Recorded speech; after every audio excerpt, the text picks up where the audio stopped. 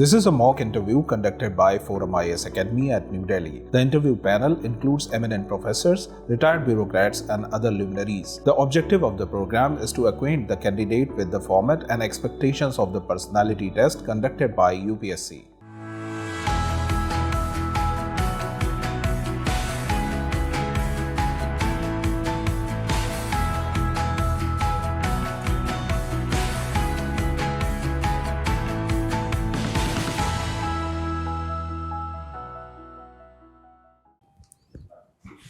Make it in.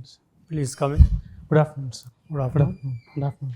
Take your seat. Thank you, sir.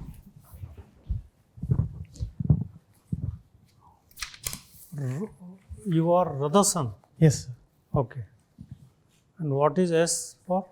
Sir, my father's name is Sini. So Okay. We have a tradition of keeping father's name's first letter as initial in Tamil Nadu. You come from Tamil Nadu. Yes, sir. Tirunelveli. Yes, sir. Where is this? Is it a Sir, district? Yeah, Tirunelveli is a district which is located next to Kanyakumari district of Tamil Nadu. It is South Tamil near the southern tip of our country. Okay. How did you come here? Sir, I came through flight from Flight from where? Madurai.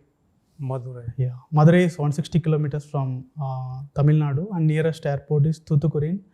The frequency of services is less in Thoothukudi when compared to Madurai. So Madurai has a direct flight service with Delhi. To Delhi. Yeah. Okay. You had geography as your option Yes, sir. and you have studied mechanical engineering, Yes, sir. BE. Yes, sir. Bachelor. What is the difference between BE and BTech? Sorry, sir. I do not know. Whereas in some states they confer like Bachelor of Engineering. In some states it's BTech is more applied. okay. Sir. B is more on the theory side. Okay, sir. Francis Xavier Engineering College. Yes, sir. It's in Tirunelveli. Yes, sir. It's in Tirunelveli. Anna University. Yes. You've been assisting in agriculture activities. Yes. Who have you been assisting? Sir, I am assisting my dad like in agricultural activities. Actually, he worked as a postal assistant. In addition to working in the evening time, we also cultivate in our farmland. So How much land do you have? Sir, we have around like 4 acres of land, sir. 4 acres. Yes, sir. So what are you growing there? Sir, we grow, depending upon the season, we grow paddy, groundnut and banana plantations. Groundnut and banana. Banana plantations. If we grow banana plantation, it's for 1 year. If it's groundnut, we have 2 crop seasons, paddy, and because when water is abundant, we grow paddy during the northeast monsoon season, and during the dry season, we grow groundnut, which consumes less water. Are you selling any of these things Yes. you grow? Yes, sir. Where are you selling? So we sell to the open market, sir, because like there are no procurement centers nearby our area. We have to travel some 30 kilometers to 40 kilometers to sell in the mandis. in the mandis. So we sell to the open market, and also the registration period is more than 45 days. I tried so many times during the like harvest season. There is lots of like paddy is harvested. So as a result, the waiting time is so long. So we couldn't be able to. Waiting for what? The procurement. They will give a lot of date. The procurement center. Date. Yeah. Okay. So that's almost 45 days, and we have to store that again. We have to. For so many days. Yes. Okay. You play kabaddi also. Yes, sir. What is the history of kabaddi? How did it originate? Sir, kabaddi has its origin in like Sangam literature in the name of Sadugudu. It is an ancient Tamil sport also. It has its origin there, and it is also the state game of Tamil Nadu also. Sir. State game of Tamil Nadu. Yes, sir. Okay.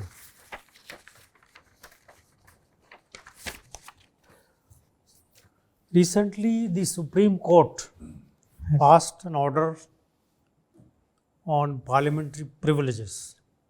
Yes, sir. What do you know about this order? judgment? Sir, it's regarding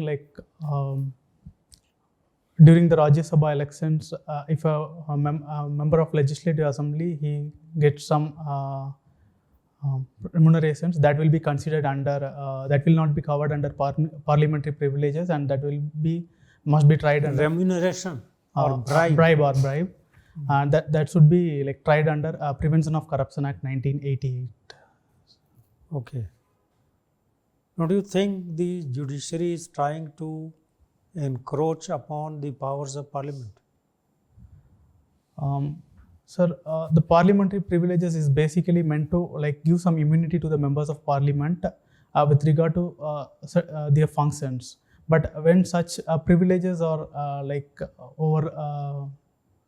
misused, it is the duty of the judiciary to bring to justice the members involved in breach of such parliamentary privileges. And I do feel it's the right thing from the Supreme Court to intervene whenever there is the same Supreme Court had passed a different order in 1998. So I'm not sure of. You're not aware of this? Yes, sir. Haven't you heard of the JMM bribery case? Sir, when I didn't. JMM MPs were bribed to vote in favor of the Narasimha Rao government. Sir, I have to look into it, sir. Okay. What was the judgment of the Supreme Court in the electoral bond matter? Sir, the Supreme Court ordered to temporarily suspend the issuance of electoral bonds because the donor's name, the main contents include the donor's name were not disclosed as it is not transparent. Secondly, it also ordered the State Bank of India to give the particulars of those who had bought that electoral bonds to the Election Commission of India within March 16, 2024. What the Supreme Court has asked State Bank to do? So, they asked the data from the State Bank. What kind of data? How much bond is being sold and the particulars of the donor to be disclosed to the Election Commission of India. Do you think this again is something in which the court should not have intervened? Sir, why should people know about who is buying bonds, sir, who is getting money out of those bonds? So it's all about transparency in governance. Transparency is a very important part of a governance process. So there are there are perceptions and allegations that those who want to influence the government, they may try to buy the electoral bonds as it provides anonymity. So whenever the data is in public domain, people will also have, the government will also have a checks and balances, and corporates will also be it will always favor the growth of trust in the governance process, and in addition it will enhance the ease of doing business also, in my opinion. Say for example, if there is transparency in everything, there is nothing they need to worry. What has the Supreme Court said? So they told to temporarily stop it because it is. Yes, but why? Sir, I'm not sure of the particular reason, sir. Now listen to me carefully. Okay, sir. Bloomberg. Have you heard of Bloomberg? Yes, sir. It's a media house. Yeah. Bloomberg has said that India blows out GDP figures, mask signs of lower growth. What do you understand from this statement? Sir, should I repeat again? Yes, sir, please. India blows out GDP figures, masks, MASKS, masks, signs of lower growth. Sir, it's saying that we are exaggerating our GDP figures by masking, by hiding the microeconomic indicators. Okay, do you agree? Sir, we have a like I do not agree with this view because we have a robust system for monitoring the GDP growth in our country. So everyone have their own methodology to calculate the GDP. So we follow based on our methods. I feel like we have a robust, because at the end the officers involved in that are accountable to the public. So I didn't agree with the view, sir. So why are these media houses talking like this? Should we take some action against them? Sir, I do not know the reason behind the release of such things, and it's like it's a freedom of speech, they have their own views on freedom of expression. Yeah, they have their own views about the GDP growth. Because as I said, there are various ways to compute some so in that way, it is their opinion on GDP growth, sir. Okay. Do you know the figures of social sector spending in our country as percentage of our GDP? Sir, with specific sectors I know, but I'm not sure about the overall total. So education, health are the main yes, sir. sectors. Education sector, health sector, we are spending around 2.4% of our GDP. With respect to education, again around 2 to 3% of our GDP is spent on education, sir. Okay. The total figure I have must be including something more. Is 8.3%. This is last year figures. Okay, sir. Now, in a country like ours, so huge, and education is not really good, health is also not doing well. Don't you think it should be higher? Our own Niti Aayog has recommended 13% expenditure should be 13%. Yes, sir. We should increase our expenditure on health and education, because those are the social infrastructure that we should have. For example, if I have to go to a primary health center from my village, it is just 12 to 13 kilometers I have to travel in the radius of 10 to 13, and it lies in the plain area, and my village has a population of around 4,000 to 5,000. So the radius in which the primary health centers are located should be reduced. Secondly, the doctors-patient ratio must also be increased. More medical colleges should be opened, and more emphasis should be given on primary. How much is Tamil Nadu spending on social sector? Sir, I do not know the exact figures. No. Yes, sir. Okay, my last question is, have you heard of the free movement regime? Yes, sir. FMR. Yes, sir. What is it? Sir, in the northeastern part of our country, the people from the states of Nagaland, Manipur and Mizoram, they share a common ethnicity with the people of Myanmar. So in order for them to participate in the family functions and for smooth movement of trade, also we facilitated free movement regime wherein a person can stay without visa in our country for 15 days. You said Manipur. Yes, sir. Is it also Manipur? Sorry, sir, I'll go and check about Okay, it. forget about that. Tell me, what is the boundary distance between Myanmar and our country? The length. Sorry, The- sir, I do not know, sir. 1600 kilometers.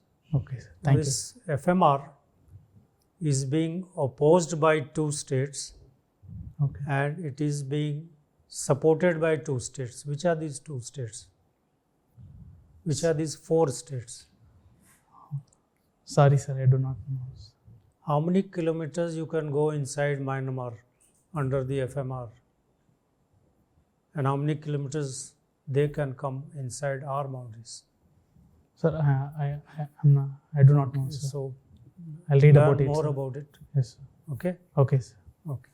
So, you come from an agriculture family. Yes, sir. Tell me, what are the fundamental problems of Indian agriculture? So the most primary problem is the land fragmentation. Because the economies of scale couldn't be reaped because of the land fragmentation issues. The second is the full-time irrigation facilities. Most of our farms are like rain-fed agriculture. If you see our village, we have almost 10 wells around that farms are there. So only those 10 wells can cultivate even during the lean monsoon period. Rest of the around 10 to 12 times more farmland the other areas have, they do not get cultivated during the lean season. The third is the like marketing facilities. Since the land fragmentation happens, they couldn't sell their produce for the price realization do not happen. So these are the three major things I feel. You are from Tamil Nadu, all right? Yes, sir. A senior politician and former minister of Tamil Nadu, S. Raja, said 2 days back, India is not a nation. India is consisting of so many different nations. Manipur is different nation, Tamil Nadu is different nation, Karnataka is different nation. Tell me your definition of nation. How you define nation?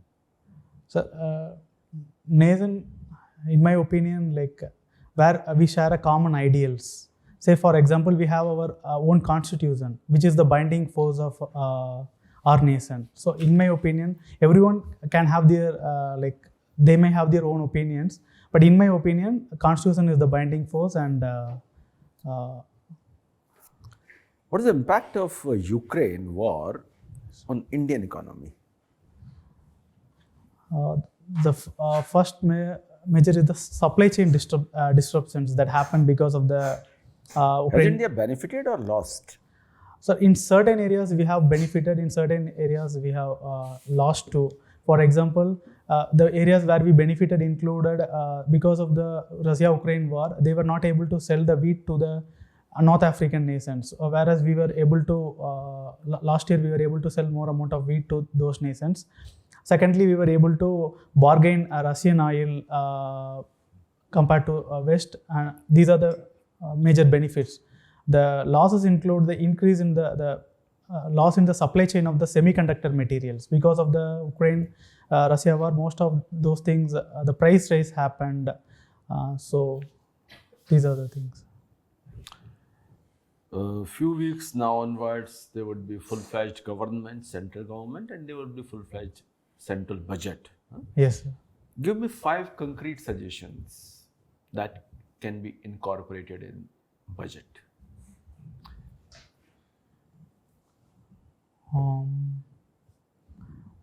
So it can be divided into 3 parts, I will say. The first part is regarding the social infrastructure, I will say. A definite vision policy statement emphasizing higher secondary schools within particular radius.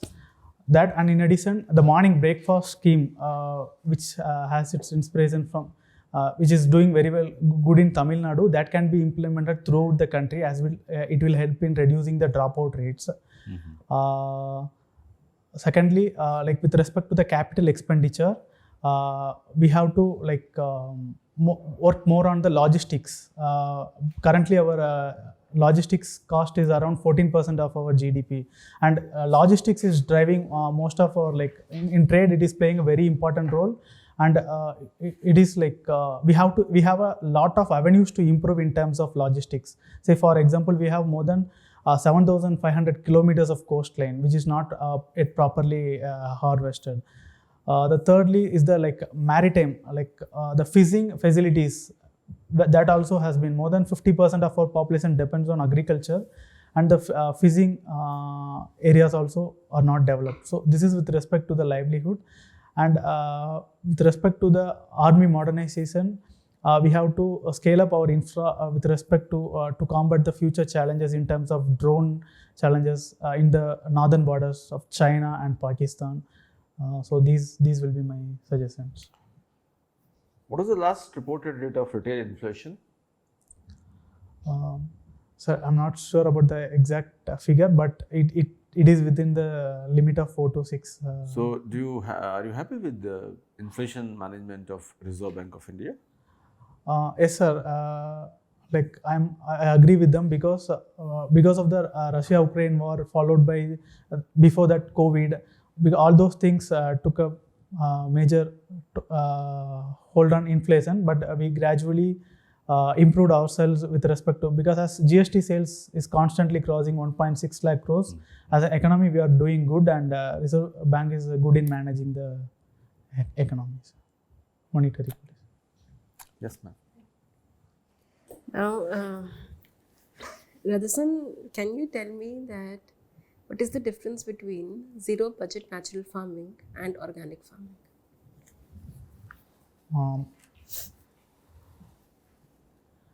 Zero budget natural farming, actually it contains 4 components. I couldn't recollect the entire 4 components.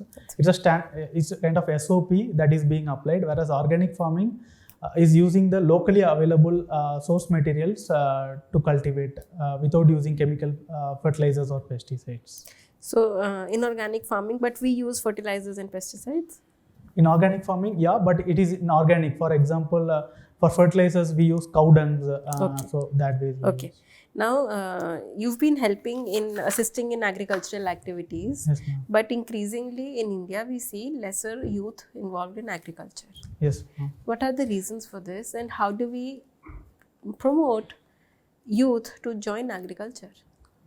First of all, like what happens in agriculture is a disguised unemployment, where like less number of hands are needed, but more people are there. As a result, the wages are less.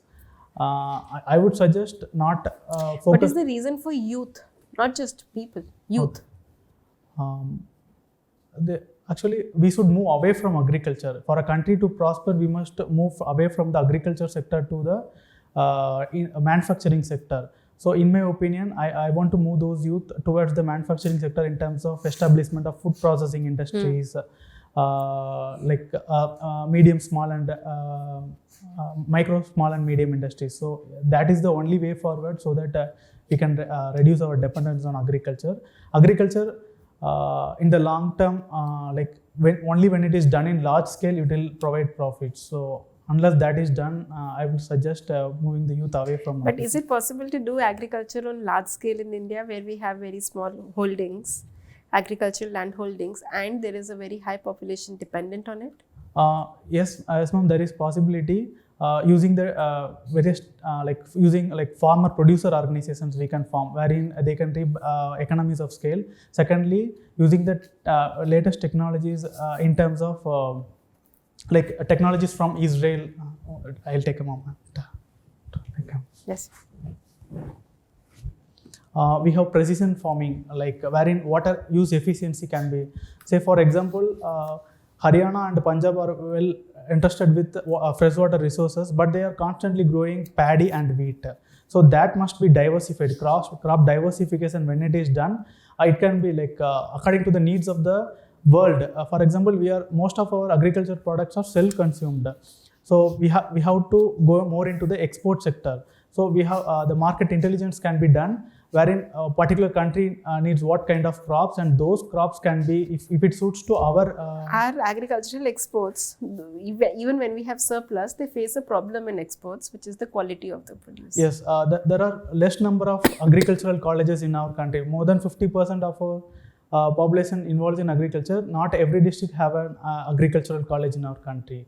So that leads to not proper analyzing of agroclimatic zonation, or the like soil. Particular farmers even don't know like what kind of crop will be suitable for. They just keep growing what everybody is what growing. everybody grows. So okay, now if you are the DM, how would you change this in your district? First of all, I'll try to establish a farmer producer organization in every village. I'll try to manage, wherein the hiring centers will be set up. Secondly, the latest technologies. For example, after I started assisting my dad, I brought in sprinkler irrigation to our field. Before that, we have to stand in our field and water it.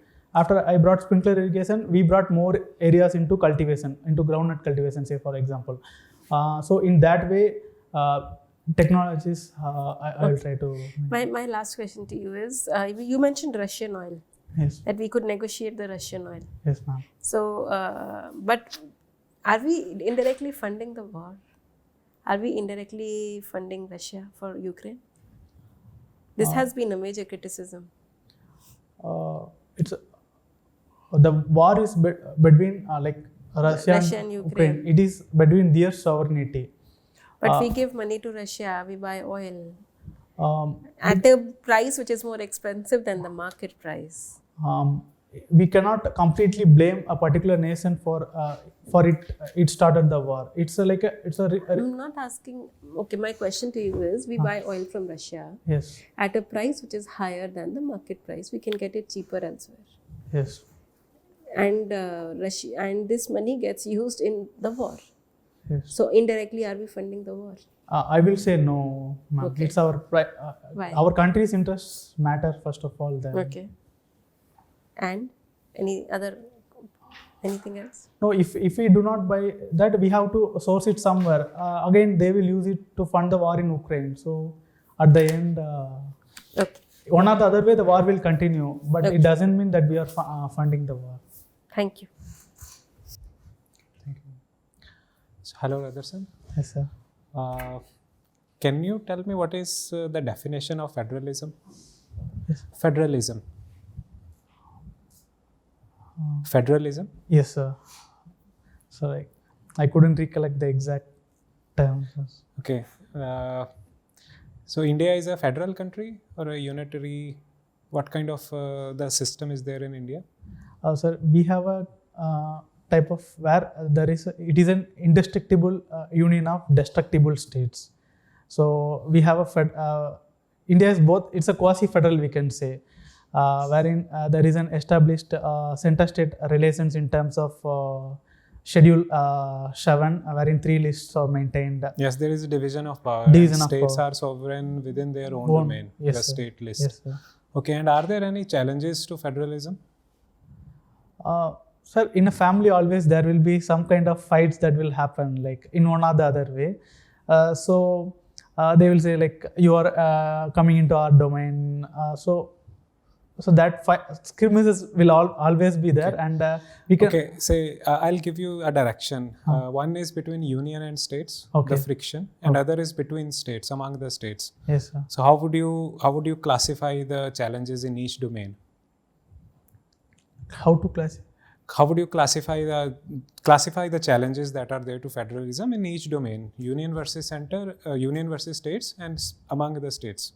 So with respect to union and states, we have challenges in terms of administrative, legislative and financial relations. With respect to administrative, we can say like when the farm laws were enacted during 2019, some states said you came into our domain to enact laws. In terms of administrative... Agriculture is a state subject. Yes, sir. So how come the union, the parliament could enact laws on that? So there is a provision for interstate trade that comes under union list. So under that domain, the union government enacted laws, but it is up to the but states accuse the union government of. Okay, so one is in terms of legislative. You said there is a overlap. Yes, Anything else? Then financial relations. Say for example, the goods and after the implementation of goods and services tax, there has always been a tussle between states and union. But GST was always, through consultation. Yes, sir. States, and it was only after, concurrence of the states, the GST was implemented. So why are there friction? Sir, in GST, the voting power is like the union government has more voting power. No, they have 1/3, states have 2/3. Okay, so when it comes to the ruling party in the center, and in addition to that, they are ruling wherever they are ruling. The voices of some states are like, even though they are represented, when it comes to voting, they are being overpowered. So they say it should be consensus oriented rather than on like voting basis. Okay. Any other dimension? Then how about governor, office of governor? Yes, sir. That is with respect to administration.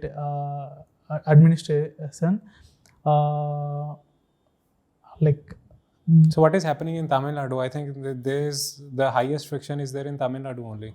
Yes, so Tamil Nadu has it has major problems, like major tussle is happening because of the exemptions to national eligibility come entrance test for admission to. The second is the governor's address, which happened recently, wherein the governor said. Can the governor change the speech by themselves? Sir, the governor's speech is prepared beforehand, wherein the ministers and the like it is sent to the governor for approval before it is being filed. Can they alter the speech? Sir, I do not know. Okay. And how about consent to bills? Consent to bills, like with respect to The governors have been accused of withholding their assent to the bills passed by state legislative assemblies. Yes, sir. He should at the end it is the will of the people. The elected representatives, they make a. The matter was raised in the Supreme Court as well. Yes, so what has been the judgment? Has Supreme Court given any judgment on this? The Supreme Court told the governors and CM to sit together and come to a conclusion with respect to the challenges that is going on. Okay, so we discussed the union and state. Yes, sir. Among states, are there any issues? Sir, mostly the river water disputes. Exactly. So what is happening in the Kaveri dispute? There are already news that Bangalore is facing shortage this year. So there are high chances that the dispute will erupt in the summer season. Yes, sir. So what do you think should be the approach this time? Sir, actually the Kaveri Water Tribunal, it has given its award for sharing between the 4 states of Kerala, Tamil Nadu, Puducherry and Karnataka. And it has fixed the limit for surplus years and for also lean years. So based on that, it should. Why is the dispute still there? If there has been a conclusive judgment by the tribunal, why is the dispute still there? Sir, the needs of the Karnataka, and all is the there states. Any issue with the enforcement? Yes, sir. States are violating? Yes, sir. Any remedy here? So it's unfortunate that some states do not follow the orders of the Honorable Supreme Court of India. So I think there should be a separate mechanism, or else the controlling of dam power should be with the union government when in cases of interstate rivers, basically, so that because the river belongs to the whole through where it flows. Got it. Okay, thank you, Rutherson. That's all from my side. Pass on to the numbers.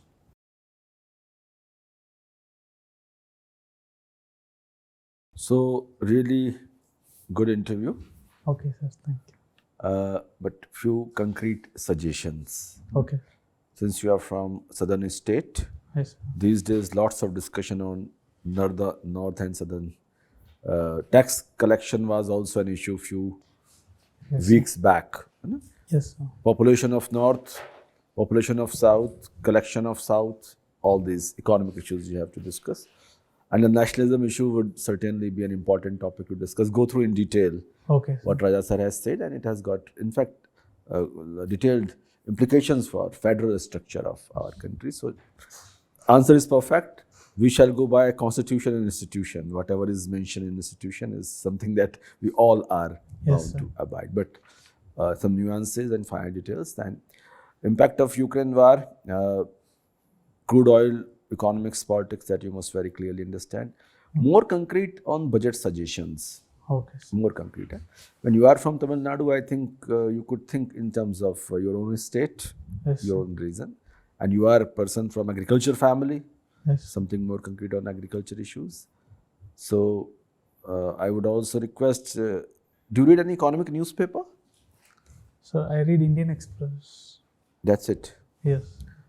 Add Hindu also. Okay, sir. And Economic Times also. Okay. And keep that till you retire from the service. That will help you a lot, whether you are in this service or that service. Okay. That's all from my side. Wish you all the best. Thank you, sir.